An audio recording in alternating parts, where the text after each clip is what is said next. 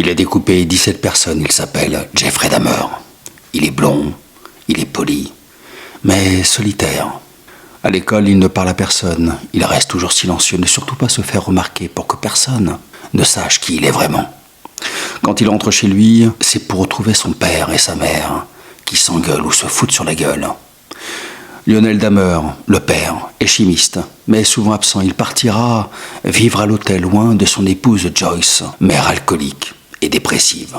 La mère, elle a 2 enfants, dont Jeffrey, l'aîné, qu'elle abandonnera et dont elle demandera plus tard à la justice une autopsie du cerveau de son fils pour savoir s'il n'y avait pas une anomalie dès l'enfance pour justifier les atrocités. À 6 ans, Jeffrey commence à ramasser des animaux morts. Il le fait en compagnie de son père qui voit d'un bon œil cette nouvelle passion chez son fils qui pour une fois s'intéresse à quelque chose. À l'abri d'un regard, Jeffrey dissèque les animaux et broie leurs os. Il dira plus tard que ça le fascinait. À 14 ans, il comprend qu'il est attiré par les garçons. Mais ce n'est pas l'amour qu'il cherche, c'est l'immobilité, c'est le contrôle absolu. Il fantasme sur des hommes inconscients, incapables de réagir.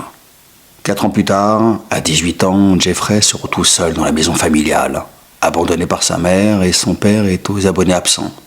C'est alors qu'il fait la connaissance d'un certain Steven X, un autostoppeur qui doit rejoindre des amis pour un concert.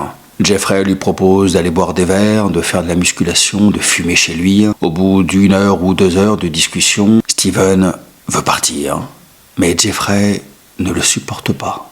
Il le frappe alors avec un haltère. Steven s'écroule, mais n'est pas mort. Jeffrey alors prend peur, l'étrangle et se masturbe sur le cadavre. Pour se débarrasser du corps, il découpera Steven en morceaux comme il le faisait en forêt avec les animaux. C'est le premier homicide de Jeffrey, le premier d'une longue série épouvantable.